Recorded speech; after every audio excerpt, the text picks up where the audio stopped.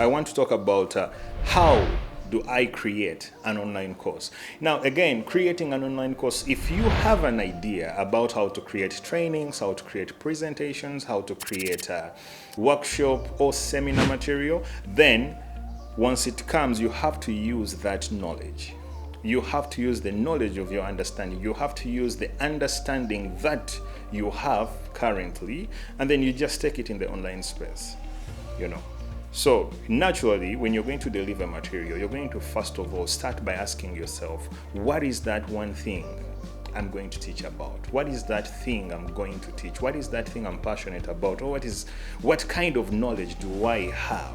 What is that content? What is that kind of subject matter that I've been wired to create? The moment you answer that, then the next thing you're going to ask is one thing.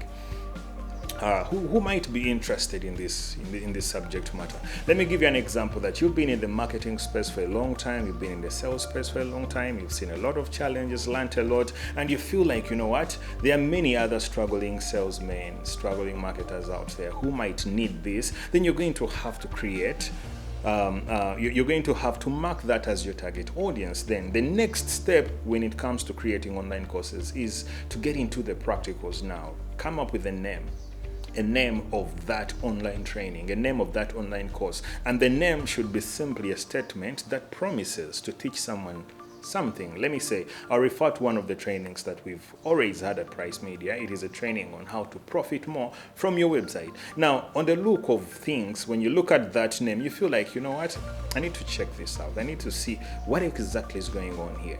So again, you've understood the area of your passion, you've understood the target audience you want, and now you get into creating the material. You're starting with creating the name. So figure out what is that name, what is that name that you can actually use in the event that you shared it with someone.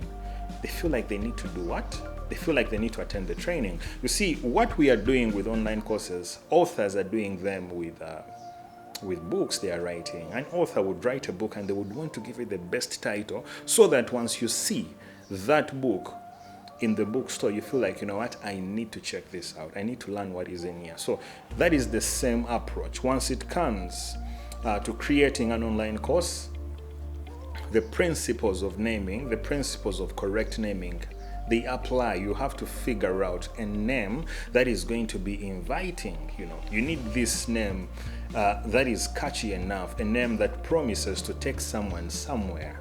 You get my point? So the moment you figure out the name, then it's time to get into course material. And the way you get into course material is to think in two ways. Think in terms of modules before you think in terms of lessons. Now, a module is literally a big section of a course that might be comprising of 6 or 10 or whatever the number of videos. Then a lesson is simply a component under a module. Again, it's not a must for every course to have a module. You could simply have a course that jumps into lesson after lesson after lesson after lesson. So if you know that you craft your content and you see that your subject matter, your subjects of presentations are going to be shorter, and probably you may need about 6 to 8, 6 to 10 pieces of information, you might not need to put modules. But in the event that you create a content outline and you figure out that you need about 30 videos to put out that content, then you're going to have to adopt the element of module, you know, of generating modules, whereby you're going to create module 1, and that module 1 is going to have sub lessons under there that are addressing a particular thing, so that the people that are going to attend this particular training, they have a feeling of victory. They feel like, you know what, I'm going to do maybe module 1 today, and I'll do another module tomorrow, I will do another module the other day, and I'll be done in 3 days, you know. So in the online space, one of the things that you need to know is that people get in the online space and they automatically get in a place of being distracted by a number of things. So you need to create your content in such a way that even when someone feels like they're getting distracted, they can pause and remember where they stopped. So if you know that your content is going to be longer, if you create a content outline and you figure out that you need to shoot like maybe 30 videos, 40 videos, then probably if there are 30 videos, probably you're going to have to create 4 modules. You're going to have to create 4 modules with 10 lessons under there, or you're going to have to create 8 modules with 5 lessons under each module. You know, one of the tips that you need to know when you're creating lessons in the online training, one of the things that you need to know when it comes to creating lessons in the online space is the shorter the lesson, the better.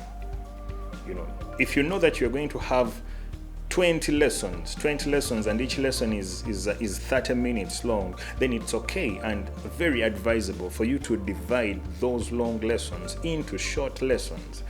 Figure out ways of making sure that your lessons are actually between 5 minutes to 10 minutes. I've actually attended trainings some of the things that I've enjoyed learning are lessons that I've watched, and you find that a lesson is 3 minutes, you know, but you see that you're supposed to actually take like 30 lessons. Once you look at those 30 lessons, each of those lessons like 3 minutes, 5 minutes, 3 minutes, 10 minutes.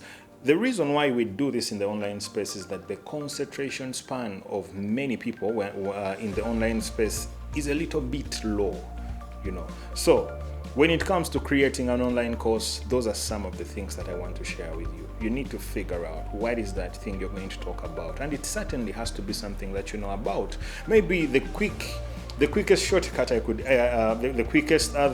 other alternative would be you coming up with a course and you may not know everything about it, but you can simply decide to hunt different professionals that are going to deliver that content, have a memorandum of understanding with them. You bring them and let them be guests, let them be trainers on your training, you know, on that course. Record that course, record that content, and then put it out there. That is another tip that could actually help you. So when it comes to creating online courses, these are some of the things I wanted to share. I would really encourage you that if you're out there and you're looking forward to creating an online training, it is as simple as finding that friend of yours who has a camera. It is as simple as using the phone that you already have, probably an iPhone, probably whichever the phone that has a decent camera, and then consider using the video content. You know, consider using video content once it comes to creating video lessons. In the event that you don't have a good camera, you don't have a phone, and you can actually consider using audio only, or you can actually consider working on these things using very good presentation softwares. There are many out there, but the most common of all is PowerPoint. You know, what is going to drive people to come to your training is not the quality of the cameras that you use, the quality of the audio that you have, the quality of all those technicalities. But what is going to attract people to get into your online course is the content that you promise to offer, the journey that you promise to take these guys on. Their trainings I've literally attended, and everything about starting from the camera, the voice, the person's mode of expression was low, but I needed to learn what these guys are promising to teach. So if you are out there and you've always been fascinated, you've actually attended a number of courses out there, you've done this and you've been wondering how to do it, it is as simple as that. Now, in the next video, I'm going to be sharing with you how to sell your online course, where to put your online course, and then how to sell it. You know, so I'm going to link the video right at the end of this particular video. In the event that you want to get into this, you can actually follow that particular link.